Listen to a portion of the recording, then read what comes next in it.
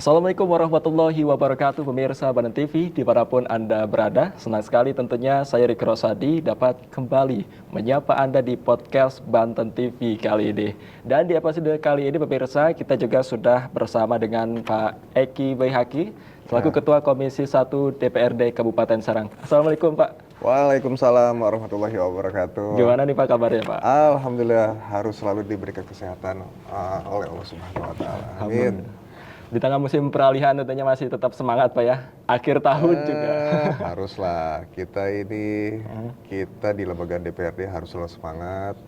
Mudah-mudahan segala sesuatu bentuk kerja kita bisa dirasakan secara konkret oleh masyarakat lah tentunya. Tapi di akhir tahun ini agenda makin padat atau gimana nih Pak? Tentu ini udah masuk ke tahun-tahun politik nih. Tahun-tahun politik. Jadi tahun 2024 itu merupakan tahun politik. Tentunya teman-teman baik itu di lembaga DPRD maupun anggota-anggota yang lain juga pasti sudah mulai banyak turun ke lapangan. Turun ke lapangan ini memang bukan hanya dirasakan pada saat sekarang saja, tapi intensitasnya sekarang jauh lebih banyak lagi dibanding tahun sebelum-sebelumnya. Lebih gitu. gencar-gencar lagi Iya, ya. betul. Oke, baik. Dan juga untuk pemirsa Banten TV ini kalau kita berbicara, kalau misalkan untuk saya yang generasi Z atau Gen Z, Oke. ini ada istilah namanya FYI atau For Your Information. For your information. Nah, untuk pemirsa di rumah, jadi For Your Information untuk Pak Eki ini, beliau adalah di tahun ini sebagai PAW ataupun pengganti Ya. waktu begitu kan, dan juga di Pergantian antar waktu. antar waktu di tahun 2023 di bulan Maret kemarin begitu Pak ya. Tahun 2022. 2022 dan juga kemudian di bulan Aprilnya Nah, diangkat menjadi Komisi 1 gitu. Dua. Komisi 2. Pertama kita pengangkatan PAW itu saya masuk menjadi anggota Komisi 2 Komisi di 2. tahun 2023 di bulan April Di gitu. bulan April, Iya, betul. tanggal 18 saya ingat. Itu saya baru masuk di Komisi 1. Di Komisi 1 setelah 1 tahun 1 tahun ngejabat di Komisi 2 terus beralih ke Betul. Komisi 1 Bergeser ke Bergeser. Komisi 1. dan langsung menjadi ketua komisi Pak. Alhamdulillah ya pada kesempatan ini ya mungkin dapat kepercayaan lah dari teman-teman di komisi, mudah-mudahan bisa berjalan sesuai dengan apa yang diharapkan gitu. Oke, terkait dengan ini Pak ya, tentunya perkembangan zaman saat ini kita mulai masuk ke pembahasan kita pada hari ini. Perkembangan zaman tentunya teknologi digitalisasi juga sudah mulai semakin marak dan ini sudah mulai merebak nih Pak ke dunia pemerintahan. Kalau kita juga pengen lihat dari kacamata Bapak sebagai Ketua Komisi 1, melihat perkembangan digitalisasi yang juga sudah masuk merebak ke pemerintahan, ada juga isu-isu e-government yang juga sudah mulai masif begitu di sosial media. Bagaimana pendapat Bapak? Buat saya, baik itu secara pribadi, saya melihat namanya digitalisasi ini sebuah bentuk kemajuan. Kalau seandainya daerah pun mendorong mengenai digitalisasi, berarti daerah tersebut mau daerahnya sendiri menjadi daerah yang maju. Nah, di Kabupaten Serang ini, syukur alhamdulillah sedikit saya informasikan, di tahun 2023 ini kita dari DPRD sudah mengesahkan terkait mengenai sistem pemerintahan berbasis elektronik SPBE yang biasa disingkat. Oleh sebab itu kita dari pemerintah Kabupaten Serang dan juga lembaga legislatif konsentrasi mengenai digitalisasi supaya didorong, karena kalau sampai ini benar-benar didorong, ini sangat bisa mempermudah masyarakat khususnya terutama dalam hal pelayanan. Nah, kita menginginkan masyarakat di Kabupaten Serang itu bisa terlayani benar-benar secara maksimal, karena tentu dirasakan setiap kita datang berkunjung ke masyarakat, tentu banyak keluhan-keluhan dari masyarakat.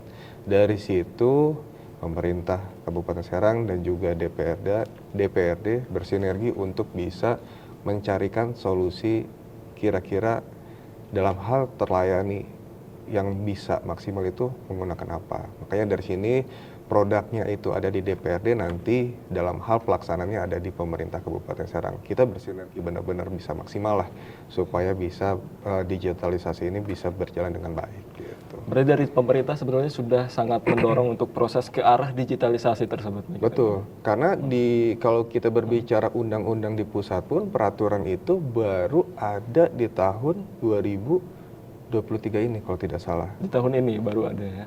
Pemerintah Kabupaten Serang itu pun langsung kita juga nggak mau ketinggalan.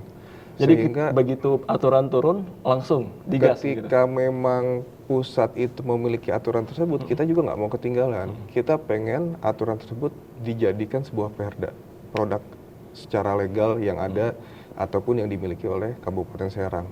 Supaya apa? Supaya ketika kita membuat aturan-aturan yang hal yang sifatnya digitalisasi, cantolannya udah ada. Nah, kalau seandainya cantolannya sudah ada segala macam, kita untuk bisa mengembangkan digitalisasi itu akan jauh lebih bisa maksimal lagi gitu.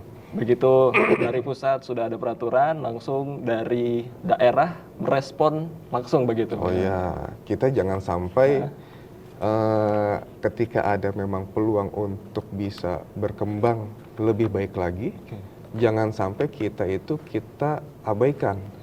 Ketika memang ini untuk kebutuhan ataupun kepentingan pemerintahan bisa menjadi lebih baik lagi, kita harus sambut dengan baik gitu. Jadi kalau seandainya tadi Akang bilang generasi Z, itu pergerakannya itu harus bukan lagi selangkah lebih maju, tapi harus 10 langkah bahkan 100 langkah lebih maju lagi. Makanya kita di sini pengen pemerintah di Kabupaten Serang itu bisa melangkah lebih cepat lagi, berakselerasi lah, supaya digitalisasi ini bisa benar-benar dijalankan di pemerintahan Kabupaten Serang. Berarti didorong untuk berakselerasi lebih cepat, lebih melek digital lagi begitu. Oh tentu. Nah nanti saya contohkan terkait bentuk konkretnya kira-kira dengan adanya digitalisasi ataupun Perda SPBE ini, apa sih yang bisa dirasakan konkret oleh masyarakat di Kabupaten Serang. Nah nanti saya kasih contoh nih yang supaya bisa dirasakan masyarakat juga.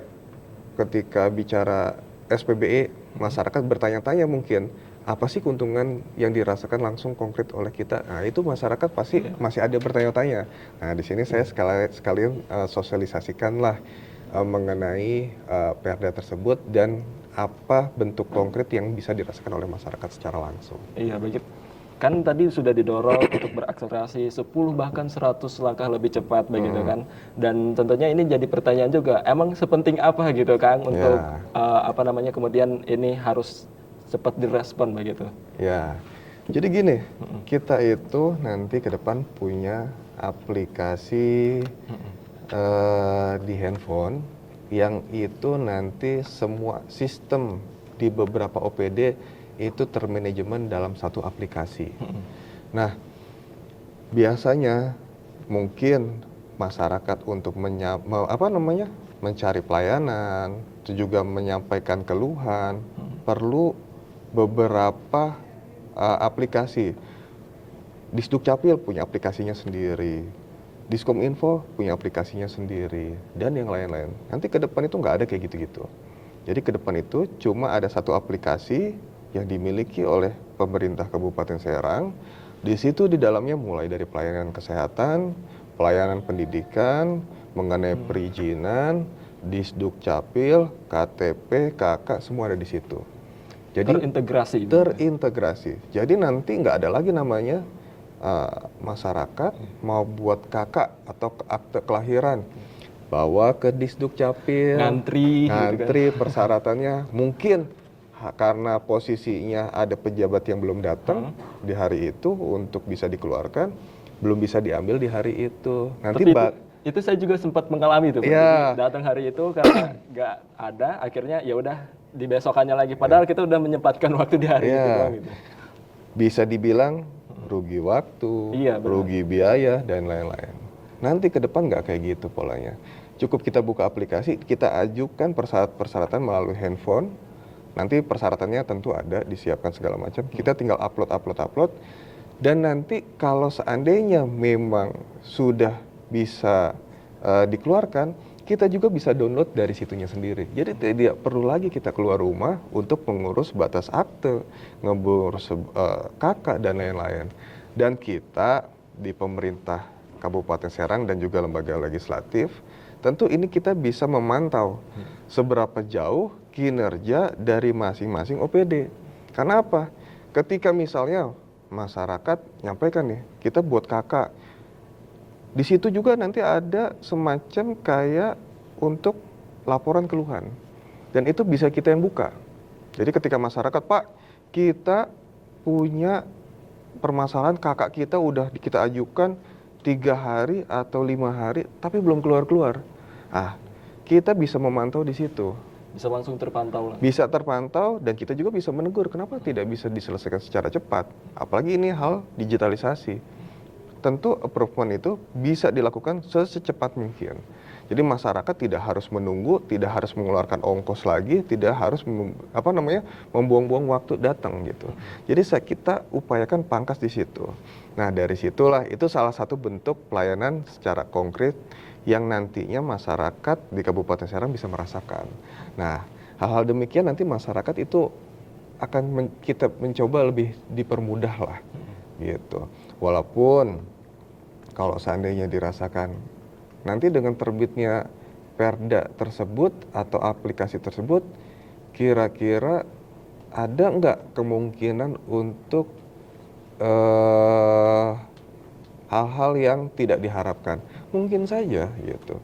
Makanya dari berjalannya SPBE ini dibentuk aplikasi, kita pun akan evaluasi terus-menerus supaya program kita ini bisa dirasakan terbaiklah buat masyarakat di Kabupaten Serang. Ini menarik soalnya kalau misalkan berbicara dengan digitalisasi dan juga melihat bagaimana dampaknya sungguh luar biasa. Kita sampai bisa melihat bagaimana melakukan segala sesuatu aktivitas hanya bisa di rumah, tapi nggak perlu lagi ngantri di kantor kecamatan atau lain sebagainya, udah bisa terintegrasi di handphone begitu Pak. Betul. Makanya nanti berbicara masalah kesehatan, pelayanan kesehatan, mungkin untuk BPJS segala macam, yang pelayanan biasanya kita perlu datang ke puskesmas dan juga dinkes, yang sifatnya memang itu administrasi, kita bisa selesaikan cukup melalui aplikasi tersebut. Jadi upaya-upaya ini yang kita pikirkan, kita dorong dari lembaga legislatif melalui produk legal dalam bentuk perda ini supaya nanti masyarakat pun akan merasakan kemudahan-kemudahan dengan adanya perda dan aplikasi tersebut. Tentu ini perlu dibantu juga nih sama teman-teman media, teman-teman jurnalis untuk bisa mensosialisasikan terkait perda dan aplikasi yang nantinya pemerintah Kabupaten Serang itu akan luncurkan. Mungkin pastinya karena sekarang perdanya baru dibuat di tahun ini, mudah-mudahan bisa mulai berjalan di tahun depan gitu. Terkait dengan perda yang tadi juga sudah disebutkan dan kita ingin tahu juga sistem pemerintahan berbasis elektronik, tentunya ini menjadi suatu isu yang menarik bahkan menjadi isu nasional gitu Pak. Dan kita pengen tahu di pemerintahan Kabupaten Serang ini sendiri berkaitan dengan SPBE atau sistem pemerintahan berbasis elektronik ini sudah sejauh mana Pak? Kalau seandainya berbicara sejauh mana, kalau legal standingnya ya aturannya memang baru tahun ini. Karena memang di beberapa daerah yang lain itu belum ada, baru berbentuk perbub. Perbub, perwal. Kita pengen benar-benar kita kuatkan kembali dengan perda. Nah, pemerintah pusat sendiri baru membuat itu terkait mengenai e-government ataupun SPBE itu baru di tahun ini. Makanya ketika ada peluang itu, kita pun langsung membuat ngejar supaya kita di tahun 2023 ini memiliki perda SPBE itu. Jadi kalau seandainya terkait mengenai tahapannya, ya bisa dibilang ini tahap awal kita lah. Tapi kita juga pengen lari secepat-cepatnya supaya dengan adanya muncul perda ini program-program ke depan kita juga bisa kita jalankan. Karena memang kemarin kita juga udah expose bentuk aplikasinya yang akan dimiliki oleh pemerintah daerah. Kita udah sebagian udah kita expose juga, dan kita sudah melihat apa saja yang dibutuhkan oleh masyarakat itu kita cantumkan di situ. Jadi sudah kemudian ini sudah menjadi perhatian khusus ke dalam, bahkan sudah ada expose aplikasi begitu. Ya, Boleh jadi dikenalkan tuh Pak aplikasinya? aplikasinya itu yang dibentuk dinamain Serang Tatu. Serang Tato. Serang Tatu. Apa tuh Serang Tatu? Makanya kemarin juga saya sempat diskusi segala macam. Serang Tatu itu sebuah singkatan. Serang terlayani satu pintu. Serang terlayani satu pintu. Nah, satu pintunya melalui apa? Melalui aplikasi tersebut. Jadi aplikasi tersebut orang masuk ke dalam Serang Tatu, semua pelayanan yang sifatnya yang dibutuhkan oleh masyarakat ada di situ semua. Jadi yang bentuknya administratif, nggak perlu lagi nanti ke depan orang mau butuh izin mengenai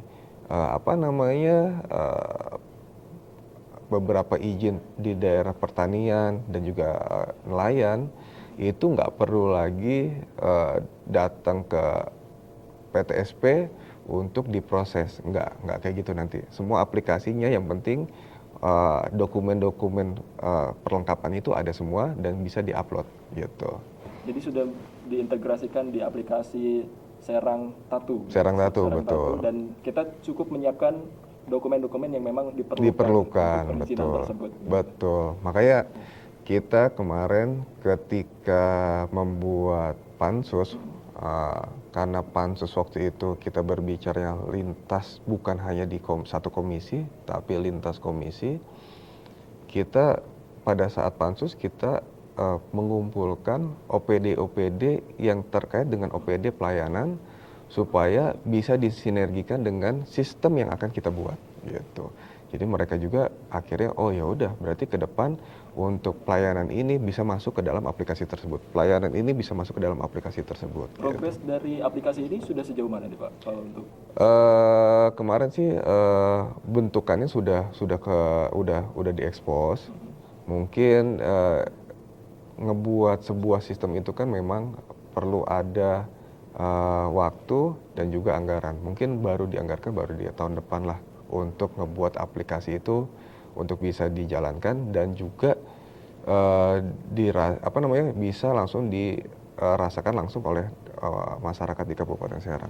Berarti untuk bentukannya sendiri sebenarnya sudah diekspos ke publik begitu ya? Tapi diekspos secara keseluruhan itu belum lah, tapi bentukannya sudah dibuat.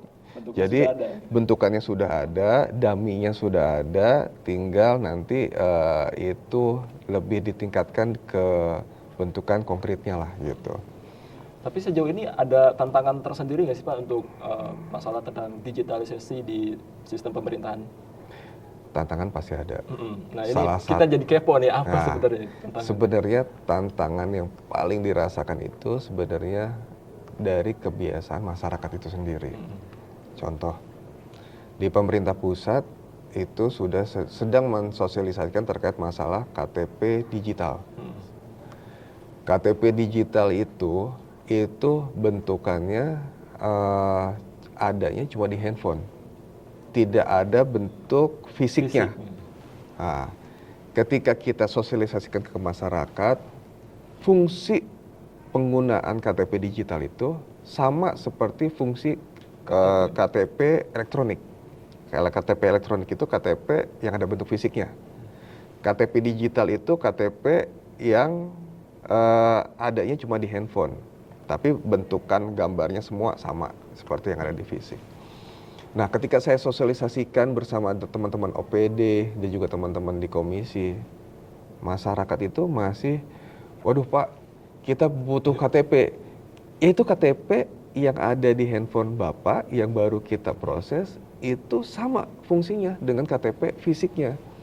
Wah, tapi masih belum pas kayaknya kalau seandainya belum ada fisiknya. Nah, kayak foto misalkan nggak pakai flash, kayak harus ada rasanya gitu. Jadi di sini kita masih mensosialisasikan kepada masyarakat bahwa kita mulai beralih dari konvensional ke area digital. Nah, ini memang tantangan yang paling besar kalau menurut saya yang harus dijalanin oleh OPD terkait dan juga pemerintah Kabupaten Serang. Karena percuma rasanya kalau seandainya wadahnya, fasilitasnya kita buat, tapi masyarakat masih ingin datang ke tempat-tempat pelayanan untuk ngebuat suatu proses produk gitu. Jadi diharapkan kita mensosialisasikan ke depan itu mulai dari masyarakat, cara ngebuatnya segala macam, kita akan mencoba sosialisasikan supaya masyarakat juga ketika kita sudah siapkan, masyarakat bisa beralih.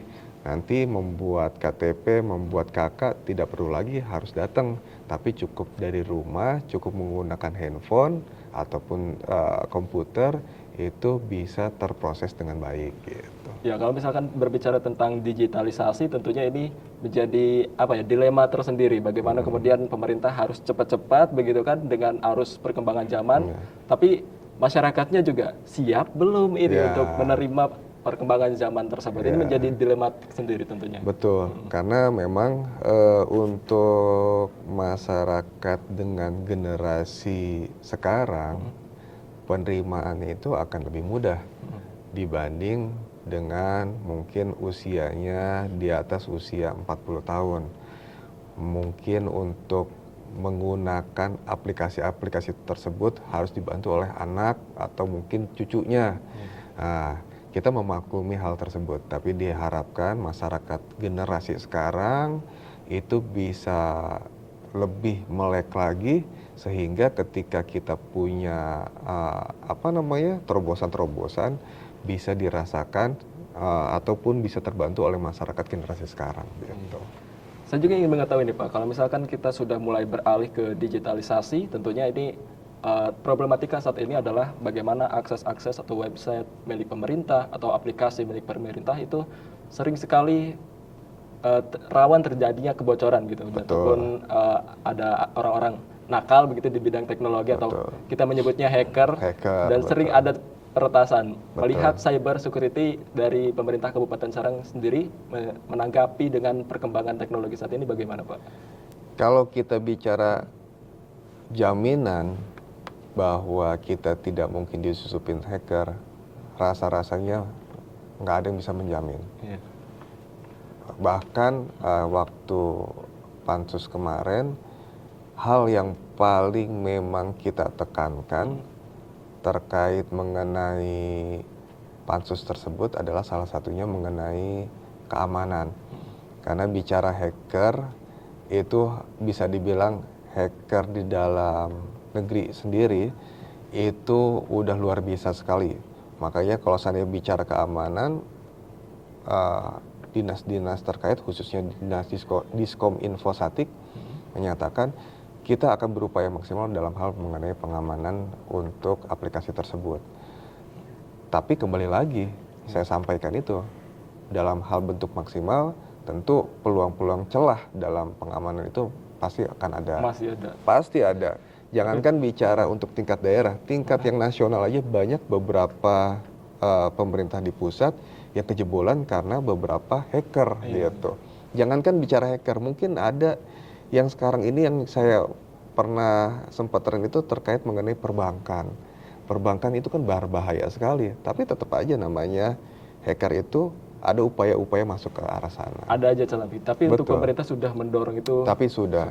Kita ibarat kata supaya tidak ada lagi celah-celah. Kita selalu mengingatkan terkait masalah celah-celah kemungkinan terjadinya kebocoran. Gitu. Baik, terima kasih Bapak. Ini kita sudah mengobrol cukup lama juga, tak terasa. Kita sudah mengobrol hampir 30 menit.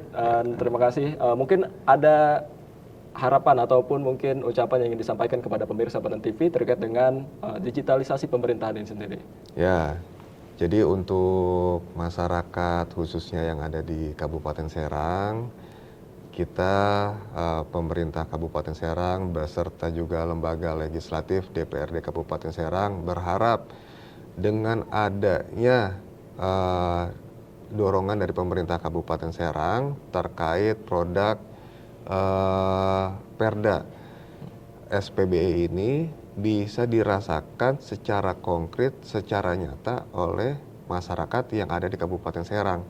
Sehingga kedepannya lagi kualitas hidup dari masyarakat di Kabupaten Serang itu bisa lebih meningkat lagi. Karena kita pengen Kabupaten Serang itu dari daerah berkembang menjadi daerah maju.